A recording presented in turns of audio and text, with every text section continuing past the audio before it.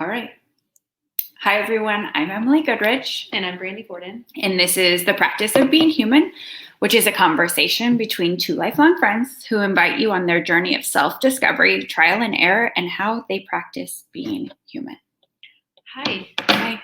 How are you? I'm good. I mean, how are you is one of those things where do we just say fine and just move on with the conversation, or do we really dig deep into how we actually are? Well, I think the good news, though, is we have like a solid time block right now to dig deep. Yeah. So we're okay. We're good. Okay. We're good. It was at the end of the day. Kids are good. I'm good in general. It's been. It's definitely. I'm feeling retrograde. Yeah, we're almost at the end of it, mm-hmm. and I can feel that too. Yeah, I'm pulling on the energy that everyone's given us from the Enneagram. Like we've had such great feedback. Yes, last week we did the Enneagram. It has been really fun to hear from people who have done the Enneagram previously and before our show, and have reached out and said, I love this. This is my number. And it's like, it's been a lot of fun. And then to see people who are like, what is this? I'm going to try this. And then we're like, we're here to support you, whatever that looks like post-test. So that has been awesome. Please keep that coming in. Our goal is to have people come on that are different numbers, and we can really dive deep and explore each number on the wheel. So if this is something that speaks to you and you want to come on and chat with us, and you have really leaned into the Enneagram, please reach out to us. We would love to hear from you and have you on. Yeah, like if you've noticed how it's affected your relationships and how you've kind of learned and transformed, we want to hear about it. Yeah. Yes, so definitely reach out and we will get you on here to share that journey with everyone. Another just like a couple of things to point out. First, like we recognize we are practicing being human by our lack of technology skills. Yeah. And we want to note we noticed our sound was a little off the last couple of weeks. We tried to record in separate places and we're just learning. We're learning. Curve for us. We are not professional podcasters. And we've never claimed to be good at everything. No, we're good at many things. We're just proud of the fact that we figured out how to stream this on several platforms, and that we have a YouTube channel. And you guys like us and share us. Yes, and please. We are super excited. A big step forward this past week was we are now on the Apple Podcast app. And we would love it if you could give us a review, anything, download the episode there. That helps. Share it. It's been so amazing. So we are really excited to add another platform. So we're learning each week. We're figuring out how to become a little more tech savvy each week. So thanks for hanging in there. And also know, like, our disclaimer is we have never been professional, like sound mixers, editors, or podcasters. We're just going to keep showing up. We're going to keep showing up. We're just going to keep doing things. I think people's like feedback and warmth and welcome and just the continuous outpouring of support makes me want to show up each week. And this is fun. If nothing else, I get like super excited to be able to sit down and like, it's something to look forward to. Is once a week I get to sit down with my best friend and dive deep on a topic that inspires us and pushes us forward in our journey. With that, we have had several people reach out and ask us if we would go a little deeper in certain topics, or if we could share a little more on certain categories and like stories. Yeah. Could we give more specifics in our stories? And we love that. We love that you guys are connecting with our journey and our stories. And we did want to give a little more information on that, because this is something that Brandi and I have talked about for almost 2 years now. And for us, our journeys are so personal, and in our growth, and what felt authentic to us was being able to share our journeys from our perspective and at a really high level, because the details were never what mattered. It was more the journey and the action and the forward movement. And we always wanted to present all the information that we're going to present moving forward and leading up until this episode in a way that was really respectful of everyone involved. Yeah, like the people that are the cast of characters in our books didn't give written consent to have their story blasted all over. Yeah. So we want to honor the fact that it is not about the reasons on the other side. It's more of like, what did we discover in these stories that allow us? So we are going to do our best to give as much detail and stories and let you in on things that I think are applicable to the journey moving forward, and the space that we came out of, and the shadows that we've kind of explored, and the light that we've put towards those things. But it is really important for us to say, like, we want to be respectful for the other people, and they're not on here telling their side of the story, and there are two sides to every story, and we honor their experience and really lift ourselves up in our side of the story and our growth from those things. I think.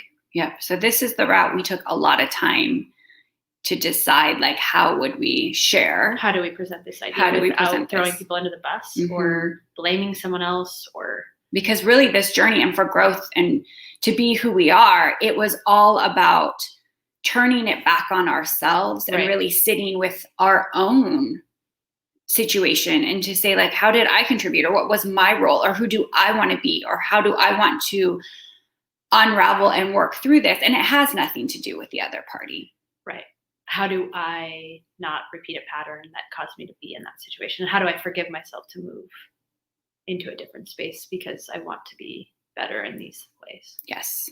So that's, I think that's our disclaimer, right? Yeah. Yeah. And so this week I'm really excited because Brandi's going to lead this week, and I am going to support her in that journey. And there's a lot of things happening across from me today, and I don't quite know fully what to expect. So I'm as excited, I hope, as everyone listening. I know it will be pure magic, but we thought it would be awesome to kind of, just like the Enneagram, we wanted to offer a resource or a Bible of like things that really helped us in the space where we changed the course of our life, and what ways we kept moving in that trajectory. And both Emily and I are going to share books that really resonated with us during that period of time. And my book and my tool that I feel like was an integral part of and continues to be an integral part of me moving forward is Glennon Doyle's Untamed.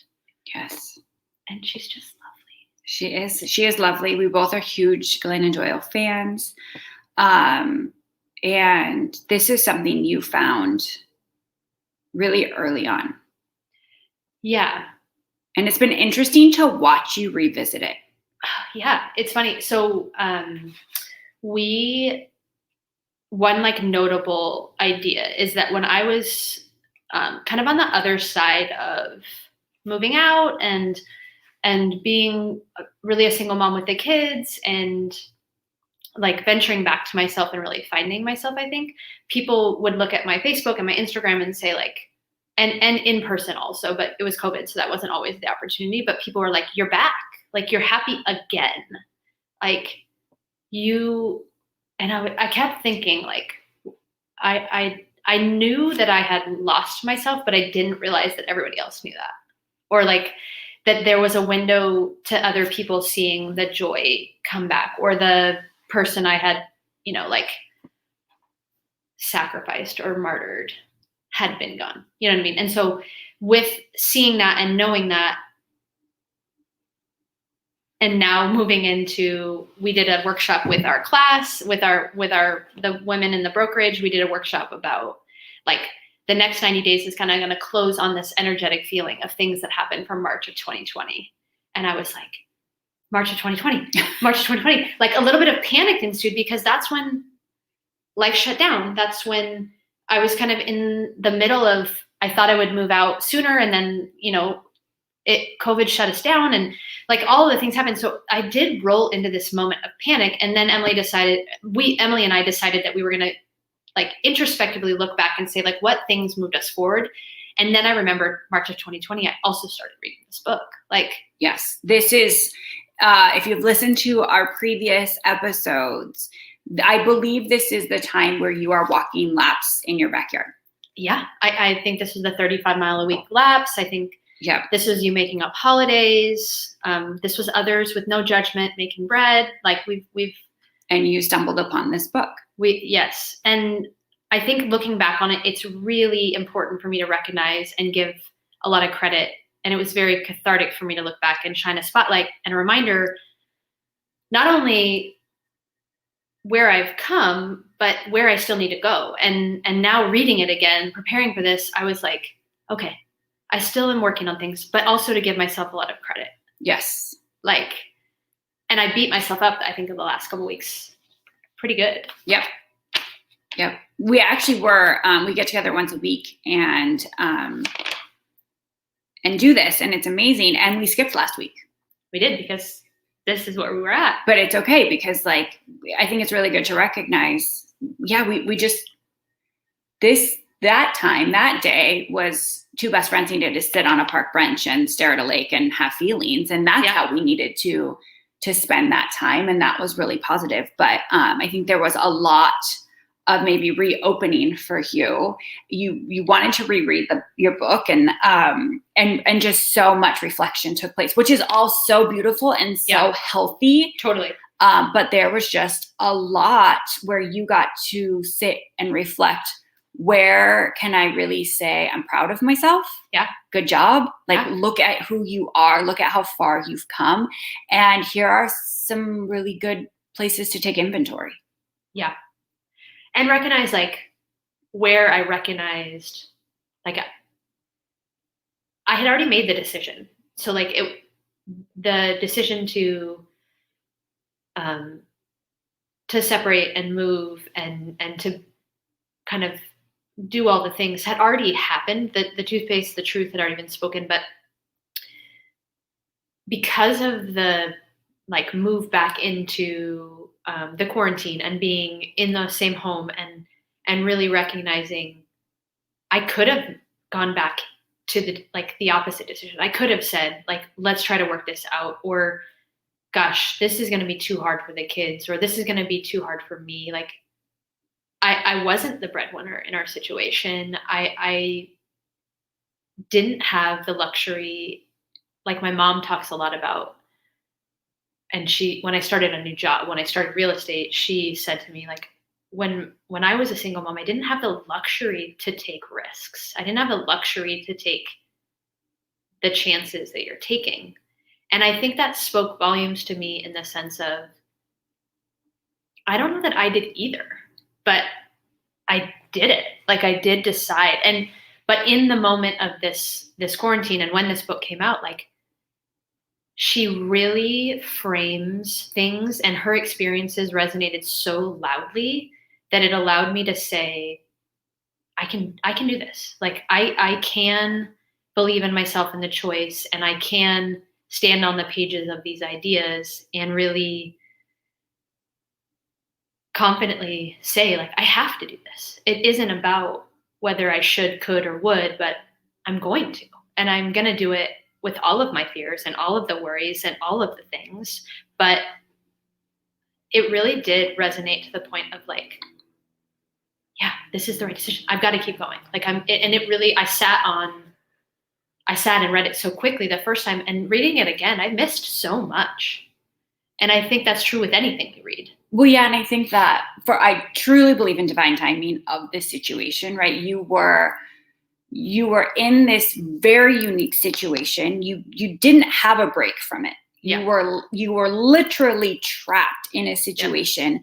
Yeah. And a lot of our conversations were around, like, I don't know what happens next. I don't know what I have everything in front of me is unknown, and everything that I can list out points to don't go. Right. It didn't make sense. It wasn't financially feasible. You had nothing lined up. You had nowhere to live. And then this book falls out of the sky into your lap, and you start listening to it while you're actually doing your laps. Yeah. And it was it was the words you needed to have the confidence to say, like, I don't know, but I'll just take the next step. Yes. And also, Glennon talks of a specific situation where she's about to, like, decide a big thing of, like, leaving her marriage. She was a Christian author. She was now falling in love with another woman. She had just wrote 2 books about how staying in a marriage and working on it is, and she was on a book tour when she's making all these decisions. So she had this idea in her brain, like, I'm going to Google about divorce or staying with a marriage, or how do you stay with somebody that's been like cheated on you or whatever her situation specifically was. But I think it's interesting because it reminded me so much of, I make every decision in my life by committee. Yes. Like, and in that time and space, like I had asked everybody what their thoughts were. And the lens of everyone else doesn't actually matter. No. In fact, sometimes it's more damaging. Right. Or confusing. Right. And I think that's one area of growth that I took from this book, but now 19 months later, are we that far into this quarantine or this mayhem? It's almost been 2 years. Yeah. Yep. I really am trying to not do that as much. Like, yes. I'm really trying to sit and listen to myself and say, like, what do I need? What do I want? What does this look like for me? But I resonated so much. And I think that's the most important thing about this book, is that there are things in here that I resonated with that kept pushing me to the next right thing, which she talks about a lot, is just, you got to go to the next right thing. And I think during this time, I also talked to really influential women in my life who I saw have chosen to stay in their marriage. Mm-hmm. And they have chosen and sacrificed, and good for them. Like, yep. I love these women with all of my heart, but I also have seen where they lost themselves and what they sacrificed. And I don't know that I was willing to do the same. And that's why the decision kept on, like, so yeah, I think that was another big piece of recognizing it wasn't about everybody else. It wasn't everybody else's experience. And I did this with you too. Like, your experience and my experience in our separation was so different. So drastically different. So different. Yeah. And even now, as we're co-parenting and figuring all of these things, like, so different stuff. Our experience is still so different. And we each have to like really slow ourselves down and say, like, okay, you have to do what you have to do, and I'm going to do what I'm going to do, because they're so drastically different. Yep. And that was hard for you, probably. Well, no, I also think it's really fascinating to also, for someone like you, who you're like, I need to get my feelers out before I can make a decision or feel, okay, that's the space you're in. On paper, you and I, it's statistically very similar. Yeah. And then to also realize that even though some things can look very similar, they're drastically different beneath the surface. So you can't take other people's lived experiences and say, I can make decisions based on this. I can live my truth based on this. I can try harder based on this, because every person's journey is so unique. Right. And that's why, even if you just, like, obviously our encouragement is to pick up this book and to listen to this book. And we're going to dive deep on like how the amazing parts of this book. But even if it's not, I'm questioning my marriage, or I don't, this is for anyone questioning, or anyone out there who just needs to make a decision. Yeah. I guess, yes, my experience and where I've related to this book is about leaving a marriage and about that decision and what the course of my life is. But yes, I think job decisions, relocating, having children, whatever life milestone you are at. Yeah. This is a really beautiful book. Yeah. Yep. And I think that she does such a wonderful job. And she when she was interviewed about this book, she mentions, like, it's not a classic book. Like, she writes in like chapters that are 2 pages, and like they're just a story and then a lesson and a story and a lesson. So if nothing else, like, it's an easy read, and you can relate to it in those ways. But yeah, okay, I want to move into a little bit different phase of this, but I think it also is important to know, like, because I was just making decisions by committees, and because there was all these things, like, everyone said to me, I never thought you would do this. Yeah. I never thought you were this person. Yes. And part of it was the modeling that I lived with. And I watched my mom and dad stay together when maybe their marriage wasn't perfect. And what marriage is perfect? But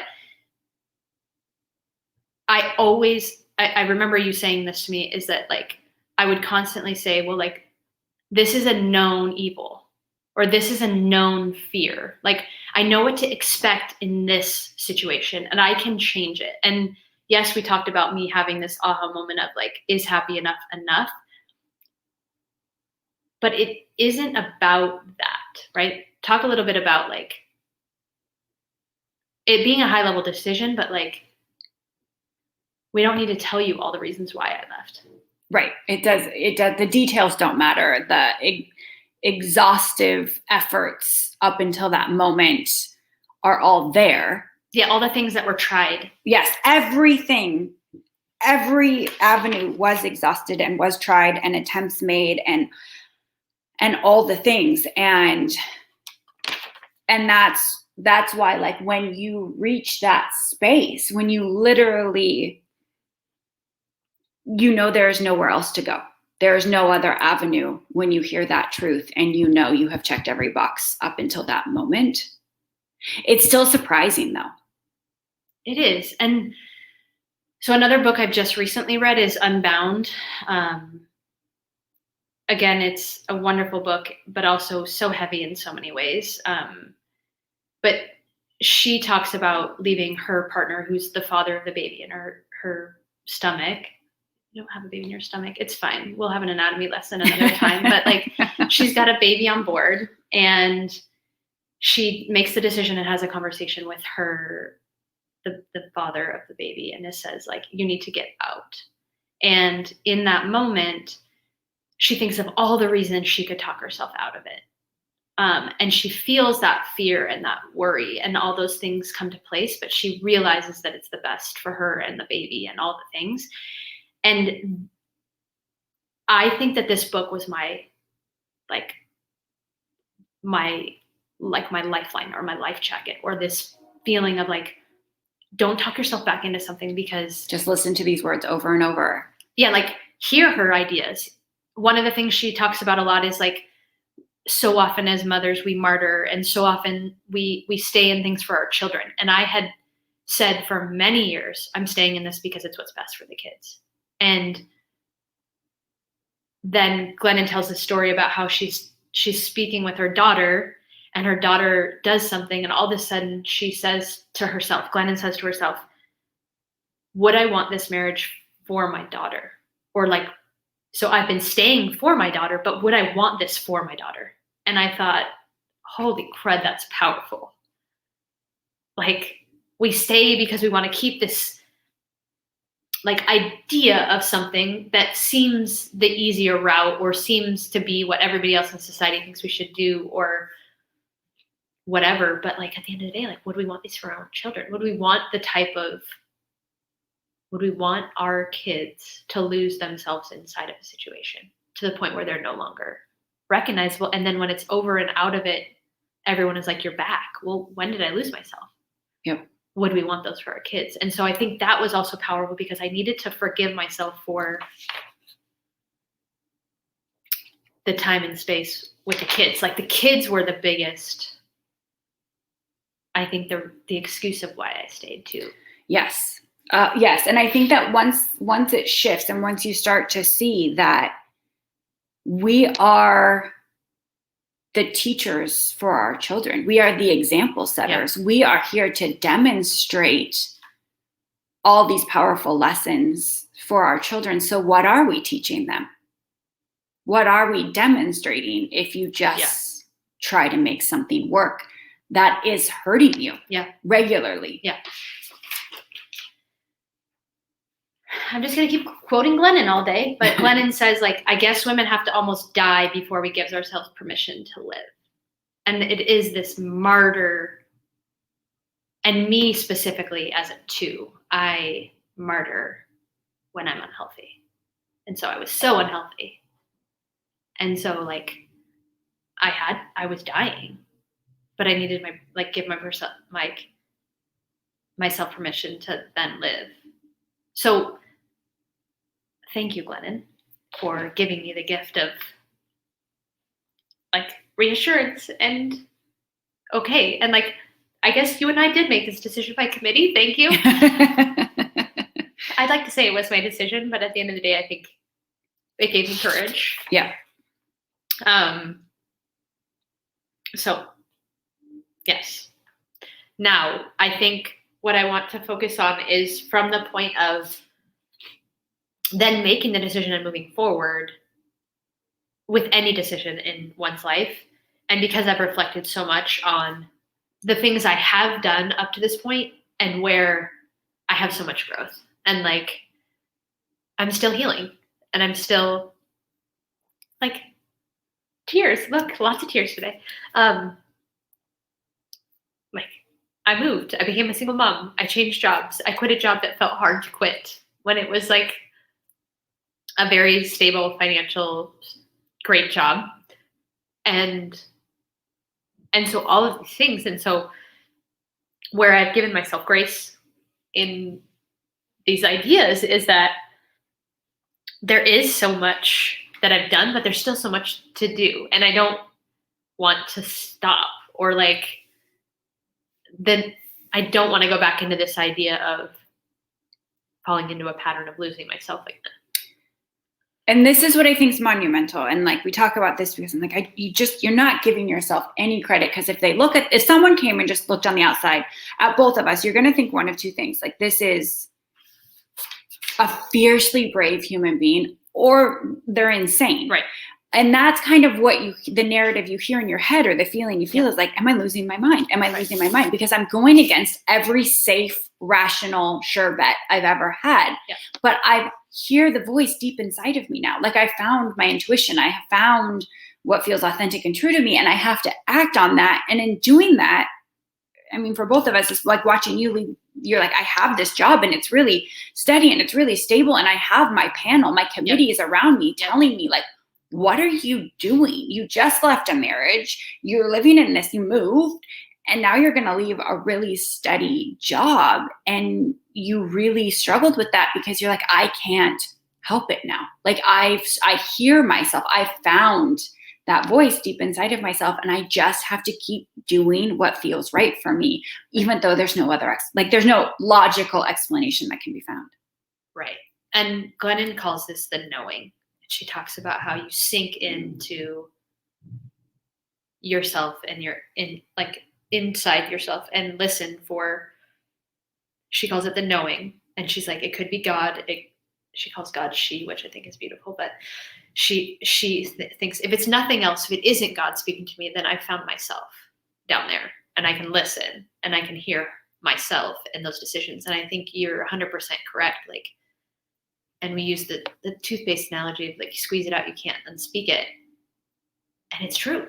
Like, once you've unraveled it, like, you can't, you're doing yourself a disservice if you all of the sudden have made all these really difficult decisions and then you go right back into something else, or you play it safe in spaces that don't make sense to play it safe anymore. Like, you just did all the hard things.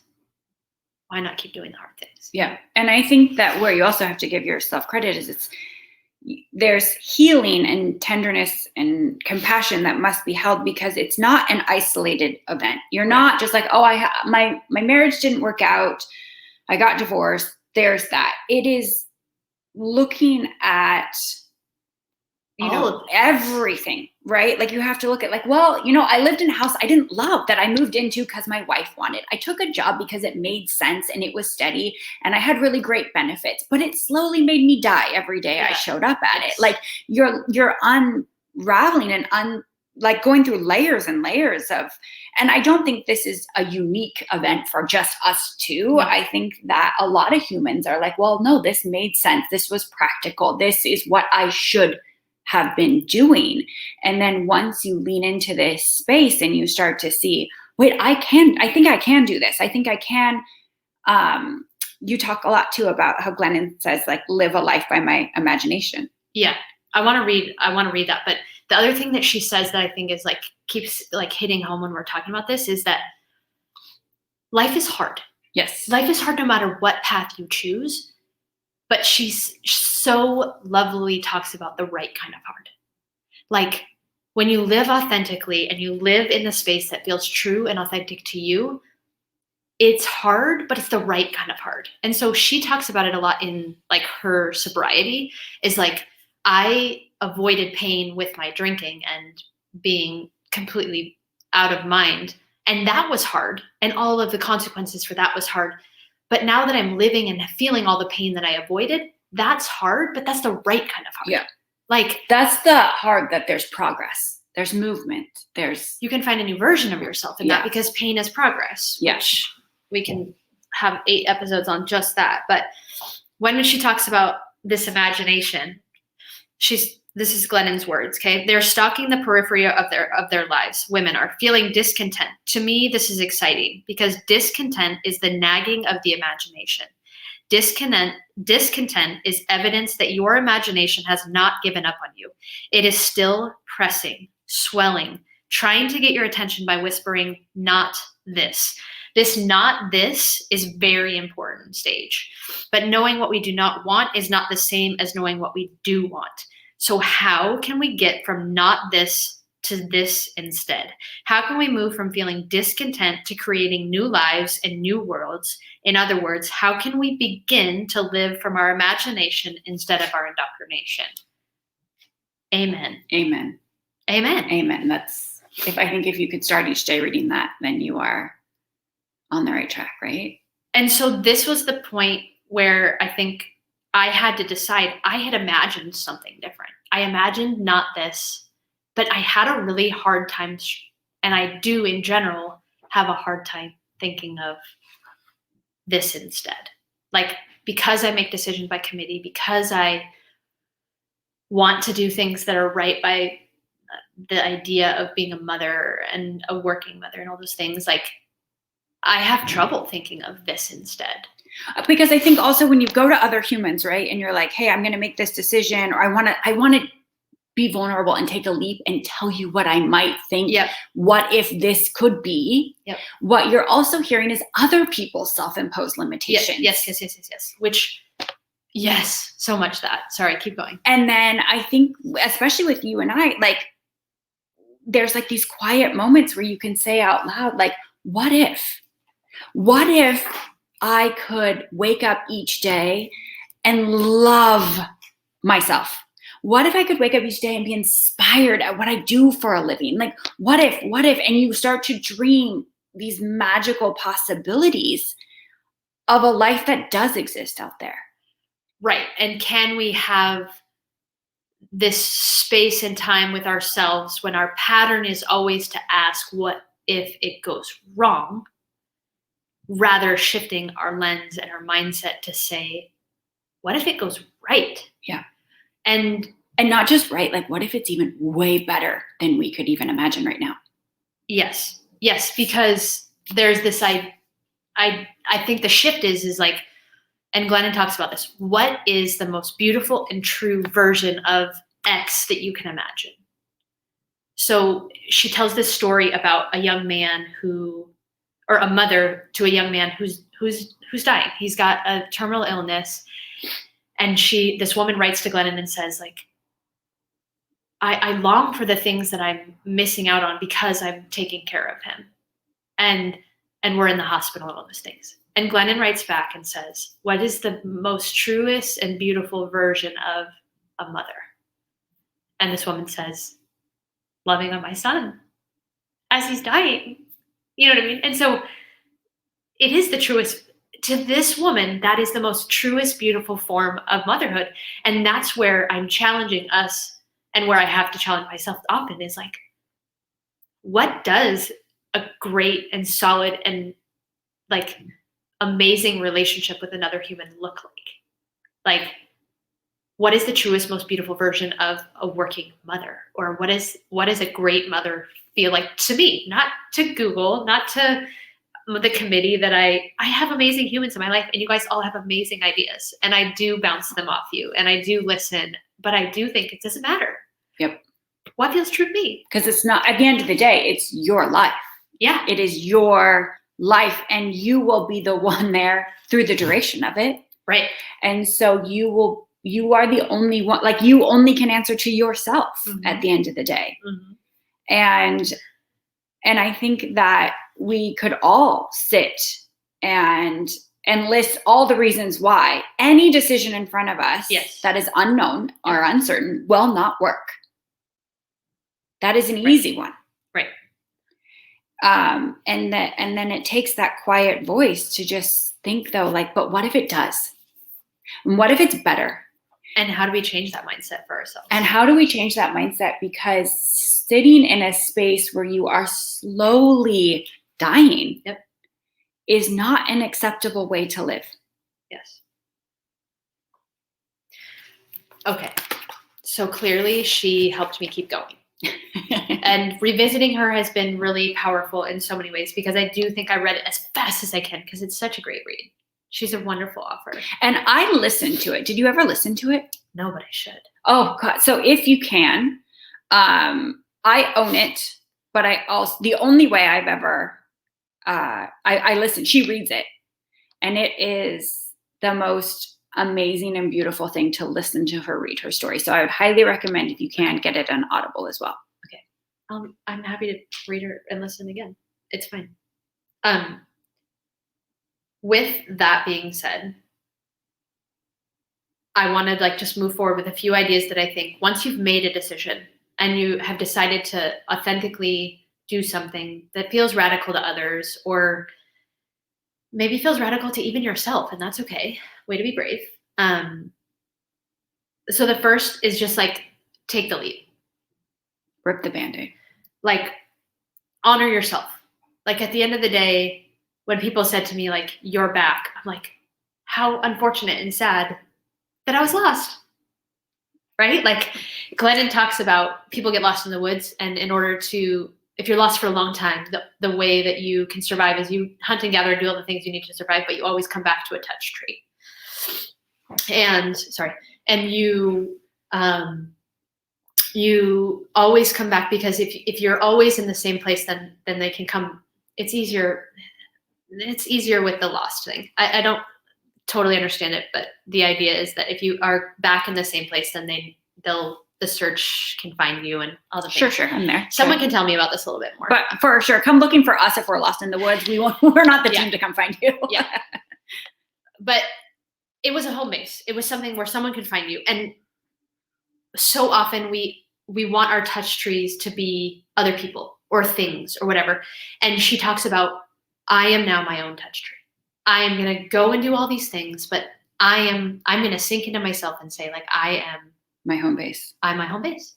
I'm at the end of the day, I'm going to check in with myself and say, am I doing these things? So take the leap. But at the end of the day, if you feel lost in the decision, or if you feel all the things, come back to yourself and say, am I still making the next right thing that feels authentic and true and beautiful to me? Not to everyone else, especially when things are hard. Yeah. It's the right kind of hard. Yeah. Keep reminding yourself to keep going with that imagination. So that's the first thing. And the second is get to know yourself again. Allow yourself to sink into your imagination and ask yourself, what are the truest, most beautiful things to you personally? And I think this was really hard for me. Mm-hmm. To really, truly get to know myself and not what everyone else expected of me. Yep. Because motherhood and the type of person I am it's easier to just go with what everybody else needs versus what do I need and what's important to me and what do I think is true. And I'm still healing on this one. Yep.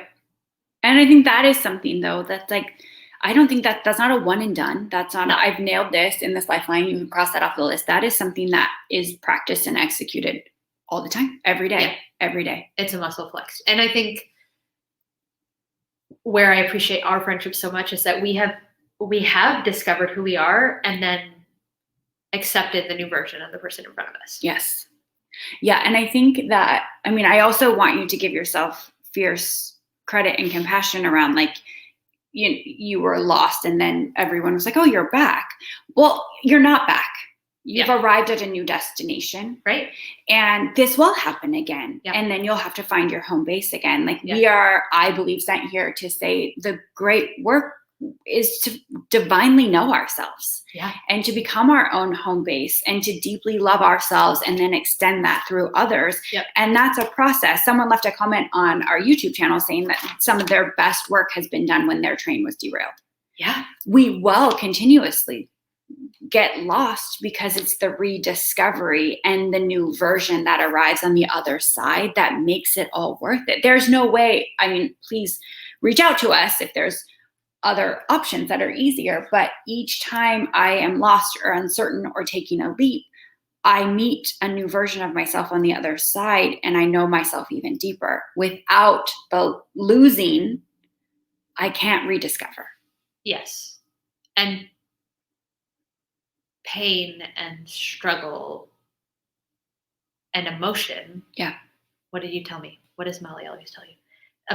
Feelings are information, you guys. Feelings are information. Yeah. Feelings are just information to help guide the way.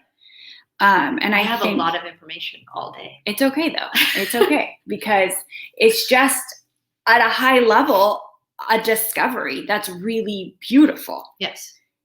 And as you're discovering these things and as you're returning to, Glennon talks about a return to our wild self. So I don't want to like give up all the book because I think you need to read it, but she does talk about returning to yourself. And so I think that we're rediscovering a version of ourselves that we let go. But I also think there are new versions. And so I would add on to her idea that there are new wild versions of ourselves that are great and wonderful. Once you find it, or once you discover the things that maybe pushed you away from that version of yourself, or the version of yourself that you think is true and beautiful, is then to set boundaries to protect that idea. Yes. We will have one, if not many, episodes on boundaries. Yes. And where I fall short often and where I'm flexing new muscles daily with this boundary idea. And this is what's important though, because while it is an art, it is a practice, it is all the things. There is the truth that I have both, like this is speaking for both of us. We have walked through the fire to live a life built by our imagination. Yes. That we are not settling or compromising who we are and what we would like in that world. And what we have found on the other side of that fire is sacred. Yes. We have worked for what's on the other side of that fire. And so what boundaries do is uphold what is sacred. Yes. Yes. And within those boundaries, there's this idea of Glennon talks, for her, she was having trouble with her mom not accepting that she was now dating a woman. And her mom had a lot of fear around what her daughter and her granddaughters having gay mothers and what that meant and all of the things. And so she talks about an island and how she and Abby and the kids live on an island and nobody's allowed on the island if they have fear or worries or any of those things, because the kids and her and Abby don't have that. They have love and they have all these things, and nobody's allowed on the island if they have anything different than those thoughts, because the kids don't have that. She didn't want the kids to have it. So it was really easy when it was like haters trolling the internet and like random people, like we can keep those people out of her home, not a big deal. But then it was her mother. And all of a sudden she had to say to her mom, like, Mom, your fear and your worry and all the things aren't welcome on our island because my kids don't have that same fear. And I don't want to create that fear for them. Yep. So until you can come with love and compassion and be lit up by the idea of this love that I have, you're not welcome on the island. Yep. And she said that's the first moment that a mother and daughter became two mothers. And I was like, yeah, no, I think that's beautiful. And I think that you've really honed in on this. I have very much so. You have flexed this island muscle very amazingly. Yep. Thank you. Yeah. Yeah. And I think that with the sinking into the knowing, and then starting to live a life where you are going in that direction all the time, there comes with a peace, like a deep peace with yourself. Sure. The contrast that comes like that tornado inside of yourself, right? That just doesn't feel amazing. It comes to highlight what's not working and what's not true. Well, it's almost like you've created this feeling that you're not going to create a false peace anymore. Right. Yes. And so when you actually, like, I do believe, I would not say like, hey, I am content all the time, or I'm peaceful all the time. But I know that the majority of the time, my life is incredibly peaceful. Right. And I am moving towards deep contentment Yes. regularly. And then I can starkly notice when something has come onto my island that is not peaceful and not healthy. It is disrupting what I have worked for. It is against my boundaries. It is not the energy that I want to surround me and my children with. And I have created boundaries that is not easy. That is not easy, but my peace is worth that. Yes. Yeah. And I think the boundary with yourself and really saying, like, I'm no longer going to like let someone else's feelings or needs usurp mine and my children's needs. Yeah. And it's okay to have needs. And Brandi, are you listening? It's okay to have needs. And it's even more wonderful that I'm learning how to meet my own needs. Yeah. And not in a martyr way. No, but just say, like, here's what I need to be happy and fulfilled and peaceful, and to stay in touch with my knowing. And I've worked really, really hard for that. And so I will not disrupt that with something that doesn't feel true. Yeah. I think 2 more points and then we're going to wrap it up. But I think the next big thing is like the forgiveness of yourself and others. And then this idea of just trusting and executing and living out what we're talking about. So with the trust piece and the forgiveness piece is like the forgiving of yourself, not only for the decision, but the time lost, the standards that everyone else held you to and what that breaking looked like. So for me, like breaking up a family and what that meant and what society thinks of that and all those things, like I needed to let go of that shame and those things. And I think on that end, I did a great job in that. Where I'm still healing and where I'm pushing and growing is like forgiving others, like the other characters in the book. Like there's still a protagonist involved and I'm still angry about that character. You know what I mean? So, but what Emily and I have kind of been really hitting home on is, though it is a different person that maybe I need to forgive, I do need to continue to sink inside myself and say, what is it about that interaction that I need to forgive myself for or move on from? Yeah. So forgive yourself, forgive others, move forward, and then just live it and honor those boundaries that you've created. And I'm just still learning. That is, I think, the phase forever. Yeah. It's fluid. It changes. I mean, that's, I guess, the one thing that it surprises me so much too about myself in this journey is I was so sure. I had such quick convictions. Yes. Well, this is how it should be, and this is how it should be, and this is what we should. And I'm just like, no, I don't. It's just fluid. It changes. It grows with me. Yeah. I want to leave you guys with one quote from James Clear. He's the author of Atomic Habits, which is another great book if anyone has time to read it. But choices that seem poor in hindsight are an indication of growth, not self-worth or intelligence. When you look back on your choices from a year ago, for us 19 months ago, you should always hope to find a few decisions that seem stupid now, because that means you're growing. If you only live in the safety zone where you know you can't mess up, when you'll never unleash your true potential, if you know enough about something to make the optimal decision on the first try, then you're not challenging yourself enough. The time to trust your gut is when you have the knowledge of experience to back it up. You can trust yourself to make sharp decisions in areas where you already have proven expertise.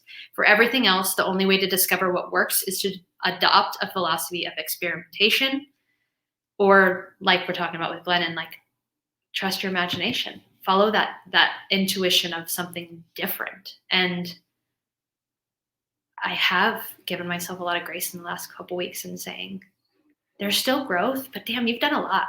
A lot in a short amount of time. Yeah. And thank God I look back and say, like, I'm not okay with what I was doing. Yeah. Because this new version of myself is true and authentic and beautiful. Yeah.